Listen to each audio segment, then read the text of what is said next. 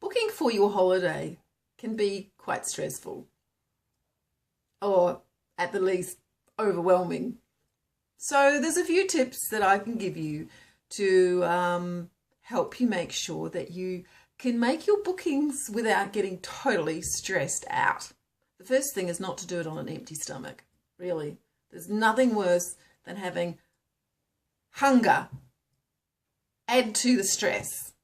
So take a moment, have something to eat, cup of tea, cup of coffee, whatever, before you sit down to do your bookings.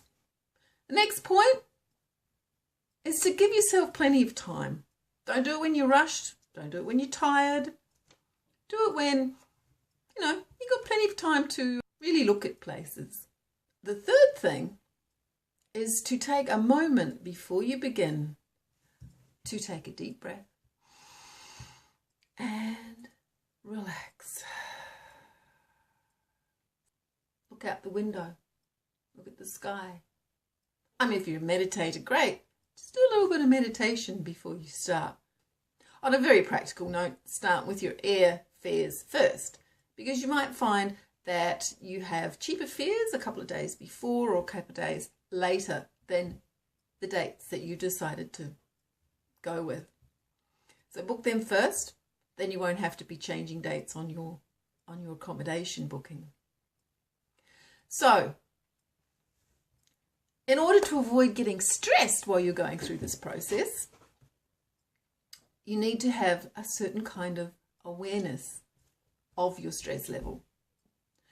So when you feel the tension rising, when you feel your body tightening, when you feel like it's all getting a bit much, take a break.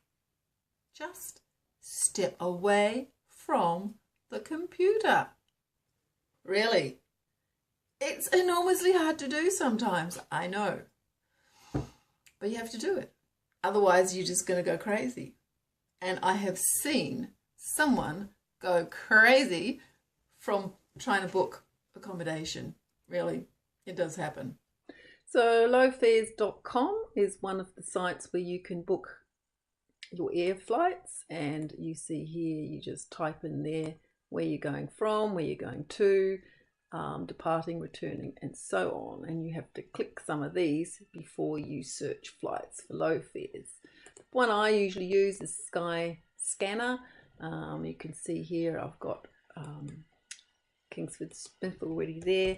You just type in what you want, where you want to go to, and you've got your departure, your return, how many people are going. Click on search, and after a while this sort of thing will come up, and you've got your prices here. This is for November, so it's not too bad. When you have a look across here, the +1 is of course 1 extra day.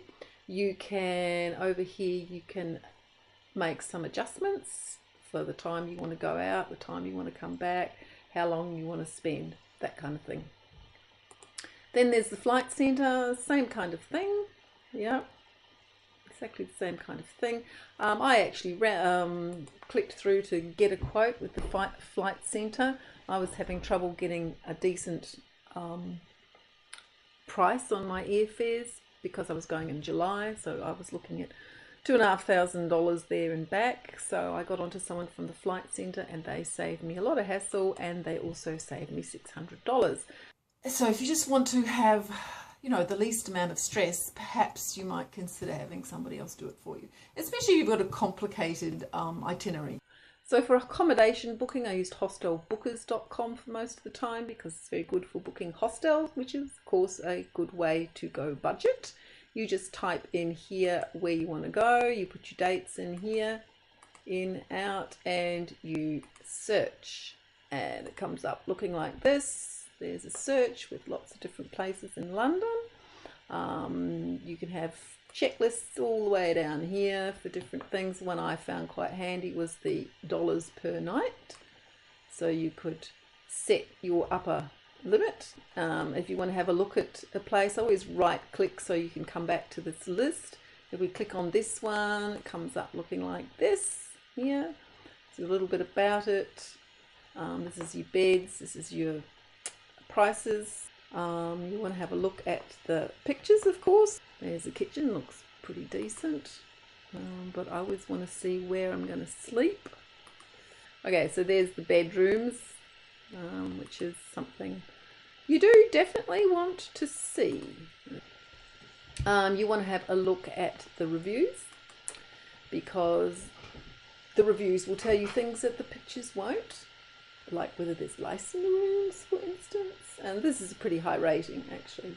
In the south of France, it was hard to find hostels, so we went to booking.com, and you can get a range of places through them. The other thing, if you're on a budget, it's great to go Airbnb.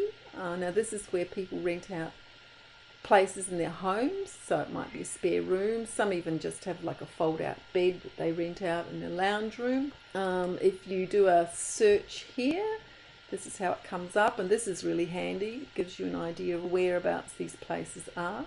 And as you can see, there are lots and lots and lots and lots and lots and lots of pages. And they just go on and on and on. And of course, you've got more pages. So yes, it can be fairly daunting. One way that Airbnb make it easier, and they allow you to create a wish list. So I actually got London down to these two, and I ended up going with this guy. There's their main picture, which I thought was pretty impressive. Look at the price per night, it's pretty good. But we'll be staying in somebody's house with their family. So you get all the information here, house rules, all this kind of stuff. With Airbnb, you need to actually contact the host and have a chat to them. But like any of these places, there's the pictures. You need to look at the pictures and make sure that you see things that are important, like the bathroom. This will be the lounge areas and kitchen that we'll be sharing with the family. So this gives you a pretty good idea of where we're going to be staying in London. You're juggling a lot of information. You've got to make decisions, and that can be stressful. You can go, oh, you know, it's really, really important. I'm going for this holiday and I've got to have really good accommodation. So if you approach it like that with a lot of angst, already you're setting yourself up for, you know, stress. And if you can approach your booking more with a sort of like, oh, well, I'm just going to find somewhere to stay.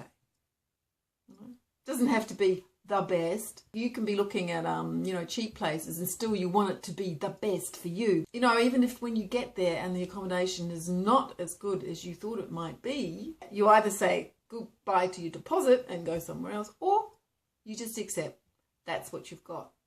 And okay, maybe it doesn't have the comforts that you used to, or that you had hoped that you would have in this particular booking, but you know, you can use it as a practice of letting go. It's like, oh, okay.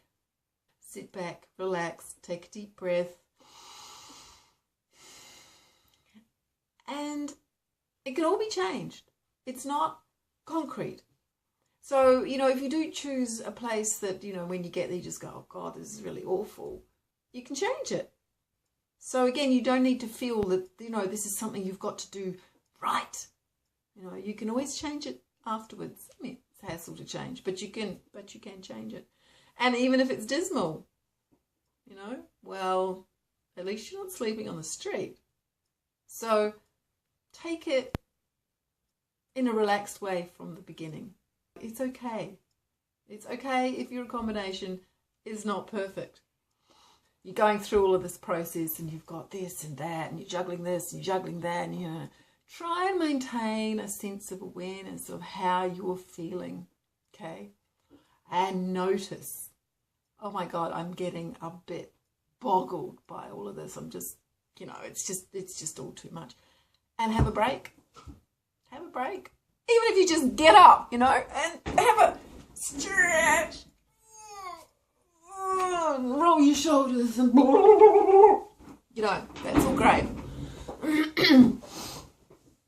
Does wonders for your brain. Better still, go for a walk, you know. And when you come back, just, take that breath again. And when you breathe out, just let all the stress go. Let it drop with your out-breath. And try and remain and just be spacious. Just allow some space to enter into the situation. Step back from a bit.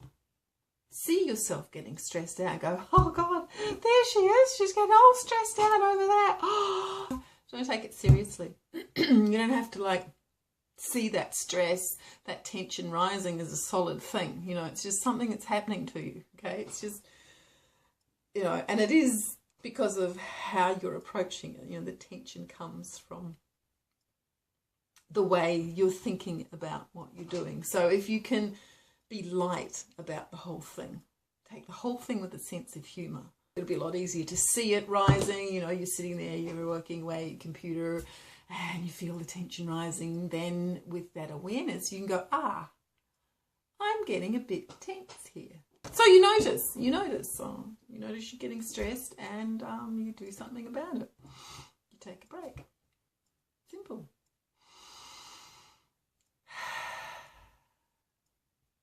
Just a breath in and a good breath out is taking a break. If all you're doing while you're taking that breath in and letting that breath out is focusing on that breath.